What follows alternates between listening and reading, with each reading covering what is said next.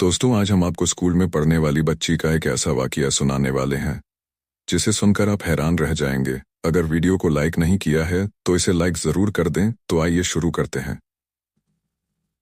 शबाना नाम की औरत अपनी कहानी बताते हुए कहती है कि मैंने अपने ससुराल वालों से यहाँ तक कि अपने रिश्तेदारों से भी लड़ झगड़ कर अपनी बेटी को स्कूल भेजा था। वह लोग तो उसकी तालीम के खिलाफ थे, लेकिन कुछ दिनों से उसकी हरकतें बहुत मशहूर हो गई थी। मैं पूरा दिन बातें सुनती पर फिर भी उसे स्कूल रोजाना भेजती, मेहनत करती ताकि उसके खर्चे निकाल सकूं। पर आज जो चीज उसने मेरे सामने रखी, मैं हैरान रह गई। वह स्कूल से आई थी और उस चीज को हाथ में पकड़े बैठी थी। मेरे सामने ऐसे बैठी थी जैसे बहुत बड़ा वर्ल्ड कप लेकर आई है। मैं उसकी तारीफ करूंगी। मैंने उससे पूछा कि यह सब क्या है, क्या करती रहती हो तुम स्कूल में? तो उसने कहा कि वह कुछ नहीं करती है, लेकिन मामला गड़बड़ था। मामला था कि मैं किसी को बता भी नहीं सकती थी। एक दिन मैं उसके स्कूल चली गई और दूर से देखकर ही पता चल गया कि वह क्या कर रही थी। पास जाने की हिम्मत नहीं थी, लेकिन वह मंजर मुझे मार डालने के लिए काफी था, क्योंकि मेरी बेटी एक मेरा नाम शबाना है। मैं अपनी जवानी में बहुत खूबसूरत होती थी, इतनी खूबसूरत कि मेरे शौहर ने जब मुझे देखा तो सबके सामने यह कह दिया कि उसे दहेज नहीं चाहिए, बस यह लड़की उसके निकाह में दे दी जाए। हम दोनों की शादी हो गई और मैं घर आ गई। पर इस बात के लिए मेरी सास ने मुझे कभी माफ नहीं किया कि मैं कुछ भी लेकर नहीं किया, कि नहीं मैं कुछ आई। मेरे माँ बाप ने मुझे कुछ नहीं दिया था, जबकि बाकी बहनों को कुछ न कुछ तो दिया ही था। उन्होंने कहा कि जब तुम्हारे शौहर ने इनकार कर दिया तो फिर हम कुछ क्यों दें। मेरे शौहर ने कहा था कि वह सारा सामान खुद बना लेगा, लेकिन फिर हालात ऐसे आ गए कि हम ज्यादा सामान नहीं खरीद सके। अल्लाह ने एक बेटा दिया था जो अब 17 साल का हो गया था। वह दूसरे शहर में अपने बाबा के साथ ही काम करता था। उसके बाद अल्लाह ने मुझे एक बेटी भी दी थी, वह भी अब जवान हो रही थी। हमने उसका नाम शाहीन रखा। उसने जब 5 क्लास पढ़ ली तो मेरी सास और बाकी देवरानियों जेठानियों ने कहा कि अब इसको घर पर बिठा इसे घर के काम सिखाओ। यह जवान हो रही है, लेकिन मैं चाहती थी कि मेरी बेटी कम से कम भी 12 जमात तो पढ़े। आजकल 5 क्लासों को क्या समझा जाता है। इसीलिए मैंने उसे हाई स्कूल में दाखिल करवा दिया। वह भी पढ़ाई करना चाहती और उसे भी पढ़ने का बहुत शौक था, लेकिन हमारे उस गांव में कोई सरकारी स्कूल नहीं था। यहाँ तो किसी ने खुद ही एक स्कूल नहीं था। यहाँ तो किसी ने खुद ही एक स्कूल बनाया था जिसमें ज्यादा लड़कियां नहीं थी। जगह भी कम थी क्योंकि गांव के लोग अपने बच्चियों को ज्यादा नहीं पढ़ाते थे। मैंने उसे कहा कि मेरे पास फीस के पैसे नहीं हैं, आप थोड़ी मेहरबानी नहीं कर सकते? उसकी मालकिन भी एक औरत थी। उसने कहा कि मैं खुद बड़ी मजबूर हूं, नहीं तो कुछ कर लेती। मैंने स्कूल का किराया भी देना होता है और बिजली का बिल भी। मैंने उसकी मजबूरी को समझा और कहा कि ठीक है, कहीं से कुछ ना कुछ कर लूंगी। अब मैं घर के काम करती, शाम के टाइम में मशीन लेकर बैठ जाती रजाइया और रजाइया के कवर सिया करती। मुझे कपड़े तो सीने नहीं आते थे, लेकिन यह काम आता था। पर यह काम बहुत मुश्किल और लंबा होता था और इसमें वक्त बहुत लगता था। फिर भी इतने पैसे निकाल लेती थी कि अपनी बेटी के स्कूल का खर्चा निकाल सकूं। उसकी फीस, किताबें, पेंसिल, रबर, हर चीज का खर्चा मुझे ही निकालना होता था। मेरा शौहर भी पैसे नहीं देता था। वह कहता था कि अगर बेटी को पढ़ाना है तो अपने बलबूते पर पढ़ाओ। उसे इस बात का मसला नहीं था कि बेटी को पढ़ाया जाए या ना पढ़ाया जाए। मैं सबसे लड़ झगड़क यह काम कर रही थी। रजाइया सी कर मेरे हाथ सूज जाते थे। मुझे अपनी बेटी की फीस देनी थी, लेकिन अभी पैसे पूरे नहीं हुए थे। पहले से ही 7 दिन ऊपर हो चुके थे।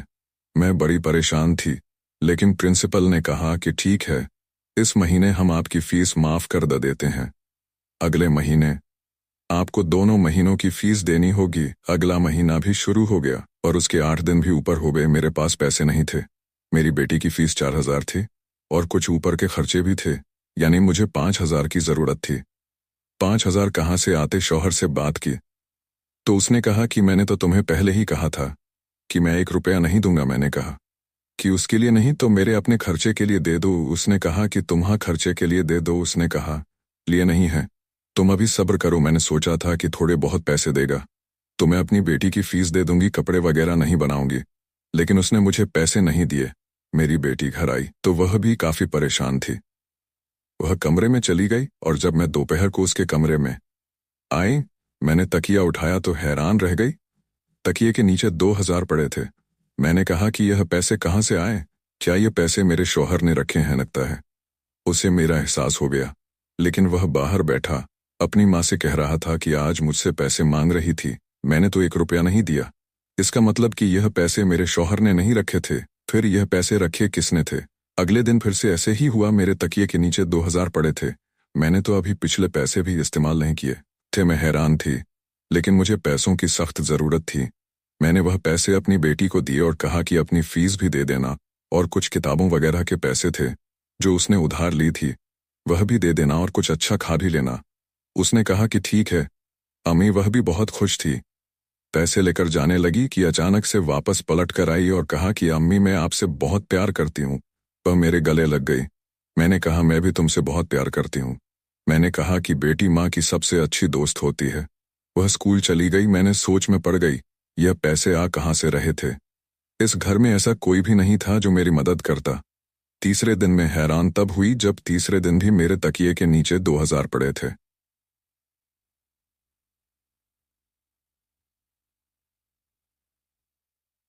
कोई ना कोई तो जाकर वहां पर ये पैसे रखता ही था। मैंने सारे काम अपने कमरे के पास बैठकर ही किए, बर्तन भी बाहर बैठ के धोए। कपड़े भी मेरे कमरे में सिर्फ मेरी बेटी ही गई थी, और वह भी स्कूल से आने के बाद, क्योंकि वहां पर उसके कपड़े पड़े थे और पूरा दिन वहां कोई नहीं गया था। फिर शाम को मैंने देखा तो वहां पर 0 पड़े थे। इसका मतलब कि यह पैसे मेरी बेटी ने रखे थे। पर मेरी बेटी इतने पैसे कहाँ से लेकर आ रही थी? कहीं मेरी बेटी चोरी तो नहीं कर रही थी? मैं बड़ी परेशान हो गई। मैंने उसकी इतनी अच्छी तरबियत करने की कोशिश की थी। मैंने एक दिन प्यार उसे अपने पास बिठाया और पूछा कि बेटा तुमने मेरे तकिए के नीचे पैसे रखे थे? तो उसकी शक्ल पर ही लिखा था कि जैसे यह उसने किया है। उसने कहा जी अम्मी मैंने रखे थे। मैंने कहा कि क्यों रखे थे? उसने कहा तुम्हारी मदद करने के लिए। अम्मी, मैंने कहा कि पर तुम ये पैसे कहाँ से लेकर आई? उसने कहा कि मैंने ये पैसे खुद कमाए हैं। मैंने कहा लेकिन तुम करती क्या हो? उसने कहा कि यह नहीं बता सकती, लेकिन यह पैसे मैंने कमाए हैं। यह मेरे कमाए हुए पैसे हैं। मेरी बेटी अब जवान हो रही थी, खूबसूरत हो रही थी, कमसिन थी, लेकिन बेवकूफ़ नहीं थी, अपनी उम्र से ज़्यादा बड़ी थी। क्योंकि इस घर में उसने अपनी माँ को अपने बाप से मार खाते हुए भी देखा था, अपनी दादी से बातें सुनते हुए भी देखा था। उसके अंदर कोई इतना बचपना नहीं था। और यह तो मैं भी जानती थी कि पैसे कमाना कोई आसान काम नहीं था। और वो भी दो। मेरे शौहर ने कहा कि मेरे पास तो 5 रुपए नहीं है, और आकर बिस्तर पर लेट गया। मेरी बात अधूरी रह गई। मेरी बेटी कुछ बोलने लगी तो मैंने उसे ना बोलने का इशारा किया कि कुछ नहीं बोलो। मैं नहीं चाहती थी कि यह बात मेरे शौहर को पता चले, क्योंकि अगर यह बात मेरे शौहर को पता चलती तो बहुत बड़ा तूफान आ जाता, और वह सीधा जाकर मेरी सास को बताता, और पूरे गांव में यह बात फैल जाती। पहले मुझे खुद पता करना था कि आखिर बात क्या थी। वैसे यह बात बहुत अजीब थी कि मेरी बेटी स्कूल जाती है, कमा के लाती है। आखिर वह स्कूल में ऐसा करती क्या थी? एक दिन मैं उसके स्कूल चली गई। मैंने प्रिंसिपल से पूछा कि यहाँ सब कुछ ठीक है, शाहीन ठीक से पढ़ती तो है, तंग तो नहीं करती? मैंने यह सब कुछ इसलिए पूछा था कि अगर कोई बहुत ही अनोखी बात हुई तो प्रिंसिपल मुझे खुद ही बता देगी।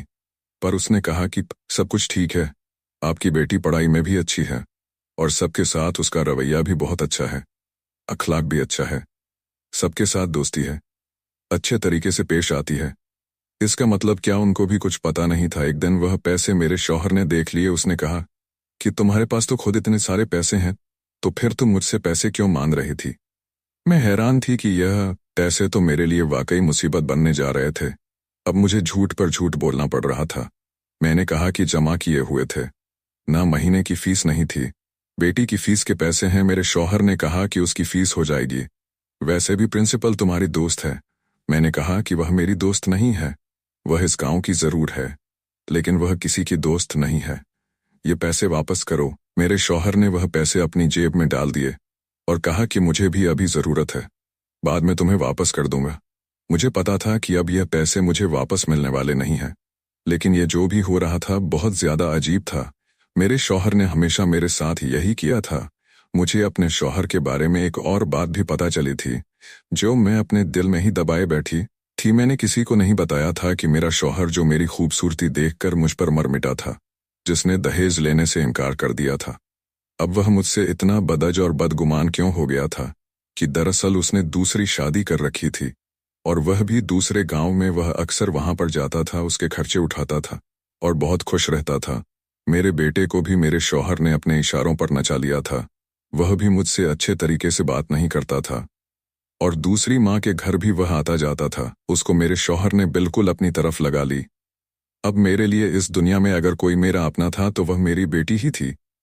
लेकिन मैं बहुत परेशान थी। यह गांव था, यहाँ पर छोटी छोटी बातें बहुत जल्दी फैल जाती हैं, इसीलिए मुझे सोच समझकर कदम बढ़ाना था। एक दिन मैं स्कूल चली गई।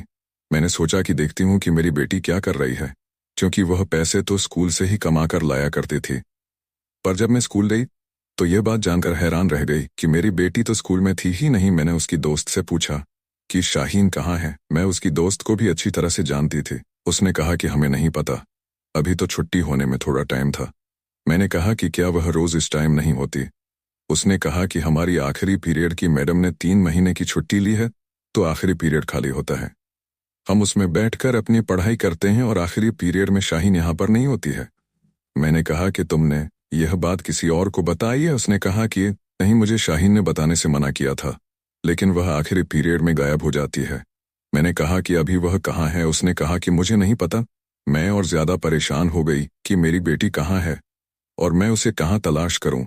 पर उसने कहा कि वह छुट्टी के वक्त आ जाएगी, आप यहीं पर इंतजार कर ले, वह छुट्टी के वक्त आ जाती है और हमारे साथ ही निकलती है। मेरी बेटी वापस अपनी दोस्त के साथ ही आया करती थी। मैंने कहा कि नहीं, ऐसे उसे पता चल जाएगा कि मैं उसके पीछे आई थी। मैं घर जाती हूँ। मैं घर चली गई और मेरी बेटी छुट्टी के टाइम आ भी गई। पूरे हाथ पर रख दिए। उसने कहा कि अम्मी, आपने कहा था ना कि तकिए के नीचे नहीं रखना। नहीं तो बाबा देख लेते हैं, इसीलिए यह मैं आपको दे रही हूँ। मैंने अपनी बेटी को हैरान होकर देखा। उसने कहा कि क्या बात है अम्मी। मैंने कहा नहीं, कोई बात नहीं है। अगले दिन मैं उसकी स्कूल चली गई। जैसे ही आखिरी पीरियड का वक्त हुआ, मैंने देखा कि वह स्कूल की एक टूटी हुई दीवार से अंदर से निकलकर बाहर जा रही थी। मेरे तो हाथ पांव फूल गए। आखिर मेरी बेटी क्या कर रही थी? वह स्कूल से कहाँ जा रही थी, किधर जाती थी? उसने मुझे यह बात क्यों नहीं बताई? मैं भी उसके पीछे पीछे चलने लगी। वह चलती चलती जा रही थी। जब वह थोड़ा आगे पहुंची तो मेरे हाथ पांव मजीद कांपने लगे, क्योंकि वह जिस घर में जा रही थी उस घर के बारे में हम सब अच्छी तरह जानते थे। पूरा गांव जानता था। और अगर मेरी बेटी को किसी ने वहां जाते हुए देख लिया होता तो अभी तक मेरी बेटी इतनी बदनाम हो जाती कि इस गांव में कोई उससे शादी नहीं करता, क्योंकि यह घर जिन लोगों का था उनको हम सब अच्छी तरह जानते थे। वह कोई और नहीं बल्कि कुछ किन्नर यानी हिजदे थे, जो यहीं पर रहते थे।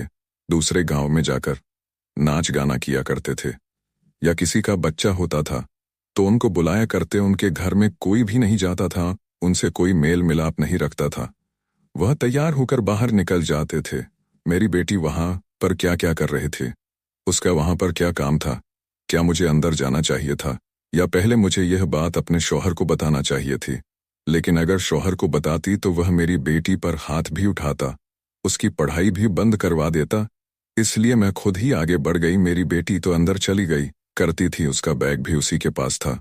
मैंने दरवाजे पर दस्तक दी तो अंदर से किन्नर बाहर आया, जो मुझे देखते ही पहचान गया। मैंने उसे धक्का दिया और मैं अंदर दाखिल हो गई, और सामने का मंजर देखकर मैं हैरान रह गई। मेरी बेटी वहीं पर बैठी थी। वह मुझे देखकर घबरा सी गई। मैंने कहा कि क्या कर रही है तू यहाँ पर? बोल, क्या कर रही है? तेरा यहाँ पर क्या काम है? तुझे मैंने बताया था ना कि अगर तूने कोई ऐसी वैसी हरकत की, मेरी इज्जत बर्बाद की, तो मैं तुझे कभी माफ नहीं करूंगी। अरे तेरे लिए मैंने सबसे झगड़ा मोल लिया। तेरा बाप भी हमारा नहीं, वह भी कभी हमारे लिए खड़ा नहीं होगा। हम पर कोई मुसीबत आई तो सारे खानदान वाले तालियां बजाएंगे। क्या कर रही है तू यहाँ? मैं अपनी बेटी को थप्पड़ मारने लगी कि एक किन्नर ने मेरा हाथ हवा में ही रोक लिया। मैंने अपना हाथ झटक कर वहां छुड़वा लिया। मैंने कहा, क्या कर रहे हो तुम लोग मेरी बेटी के साथ? तब उसने मुझे ऐसी बात बताई कि मेरी आंखों में आंसू आ गए और मैं जमीन पर ऐसी बैठी कि जैसे मेरे जिस्म से रूह निकल गई। मैंने अपनी बेटी की तरफ देखा, वह भी रो रही थी। मुझे किन्नरों ने बताया कि आपकी बेटी हमारे पास काम करने के लिए आई थी। उसने कहा था कि वह हमारे घर को साफ कर दिया करेगी। बहुत प्यारी बच्ची है, हम लोग बुरे नहीं हैं, हम इससे सारे घर का काम कर सकते थे। लेकिन हमने पूछा कि तुम यह काम क्यों करना चाहती हो? क्योंकि हम आपको जानते थे, हमें पता था कि यह आपकी बेटी है। इसने कहा कि मेरी अम्मी मेरे लिए बहुत मेहनत करती है, पर परेशान रहती है, थक जाती है। रात को जब सब सो जाते हैं तो मेरी अम्मी नींद में दर्द से फरियाद करती है। उनकी पूरी हड्डियों में जिस्म में दर्द रहता है, लेकिन अगले दिन वह फिर से खड़ी हो जाती है। इसीलिए मैं उनके लिए कुछ करना चाहती। हमारा यह घर बहुत बड़ा था और हमें नौकरानी की ज़रूरत थी। दरअसल जो नौकरानी यहाँ पर काम करती थी वह यहाँ से काम छोड़कर चली गई और उसने इस लड़की के स्कूल में काम करना शुरू कर दिया। वहाँ पर हमारी पुरानी नौकरानी किसी को यह बात बता रही थी कि वहाँ पर पैसे तो अच्छे मिलते थे, लेकिन मैं ऐसे लोगों के घरों में काम नहीं करना चाहती। बुरे लोग होते हैं ना, इसीलिए वहीं से इसने यह बात सुन ली और यह हमारे पास आ गई। हमने कहा कि हमारे पास तुम्हारे लिए कोई काम नहीं है, अगर तुम्हें थोड़े बहुत पैसे चाहिए तो वह हम दे देंगे। पर इसने कहा कि यह मेहनत से पैसे कमाना चाहती है, इसीलिए हमने इससे 2-4 दिन काम करवाया। फिर आहिस्ता आहिस्ता पता लगने लगा कि यह बहुत अच्छा मेकअप करती है, इसको बहुत अच्छा मेकअप करना आता है और हमने इसे थोड़ा बहुत खुद से भी सिखाया है। चीज़ों के बारे में बताया है कि पहले क्या लगाते हैं। हमें लगता है कि आपकी बेटी के हाथ में टैलेंट है, इसे ब्रश चलाना आता है। यह कोई आम बात नहीं है। अगर यह पेंटिंग करें तो बहुत अच्छी पेंटिंग कर सकती है और मेकअप भी तो पेंटिंग ही होता है। ये हम सबका मेकअप करती है और वह कि बहुत अच्छा हम लोग तैयार होकर निकल जाते हैं और फिर पूरी रात तक हम काम पर होते हैं।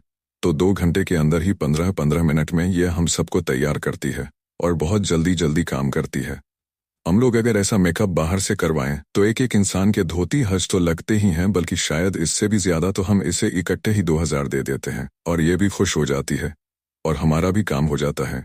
मैंने अपनी बेटी को देखा तो मैं हैरान रह गई कि मेरी बेटी, मेरी प्यारी परी, उसने कैसे यह सब कुछ सोचा, कैसे उसके अंदर यह बात आई। उन्होंने कहा कि आप अपनी बेटी पर कभी हाथ नहीं उठाइए, आपकी बेटी बड़ी ही एहसास करने वाली लड़की है, ऐसी औलाद सबको नहीं मिलती है। मैंने अपनी बेटी को गले से लगा लिया, उसके आंसू साफ किए। वह इस तरह से रो रही थी कि जैसे उसने कुछ गलत कर दिया। मैंने उन लोगों को यानी किन्नरों को कहा कि अगर यह बात गांव वालों को पता चल गई तो बहुत बुरा होगा। उन्होंने कहा कि यह बात कभी भी पता नहीं चलेगी, आप ट्यूशन का बहाना करके इसको घर से भेज दिया करें, हम इसको हिफाजत से वापस भी छोड़ देंगे और रास्ते से पकड़ भी लेंगे, किसी को पता भी नहीं लगने देंगे। मैंने कहा कि हाँ ठीक है, मैं ऐसा ही कुछ करती हूँ, क्योंकि मेरी बेटी मेरे लिए यह काम करना चाहती थी और 2 घंटे से कोई फर्क नहीं पड़ता था। अब मेरी बेटी यह काम करती थी और मैंने घर वालों को कहा था कि वह ट्यूशन जाती है। मेरे पास पैसे वगैरह भी होते थे, मैं उन्हीं पैसों से अपनी बेटी के लिए चीजें लेती थी, कपड़े बनाती थी। मेरे शौहर की दूसरी शादी के बारे में मुझे पता चल गया था। जब मैंने उससे लड़ाई झगड़ा किया तो वह हमेशा के लिए अपनी दूसरी बीवी के पास चला गया। कुछ अरसे बाद मेरा बेटा भी वापस आ गया, क्योंकि फिर सौतेली माँ तो सौतेली माँ ही होती है। मुझे मेरे शौहर की दूसरी शादी के बारे में पहले से ही पता था, लेकिन मैं खामोश थी। अब खानदान वालों को भी पता चल गया। वह लोग बातें तो कर रहे थे, लेकिन उससे मेरे शौहर को क्या फर्क पड़ता था। वह हमेशा के लिए वहीं चला गया। मेरे बेटे को भी मैंने सब कुछ बता दिया, उसे इस बात से कोई मसला नहीं था। अब हम तीनों ही एक दूसरे का सहारा थे और इस घर में रह रहे थे। आहिस्ता आहिस्ता हमारे पास इतने पैसे आ गए, हमने अलग घर ले लिया और मैं वहां पर रहने लगी। दोस्तों, इस वीडियो को लाइक करना ना भूलें और चैनल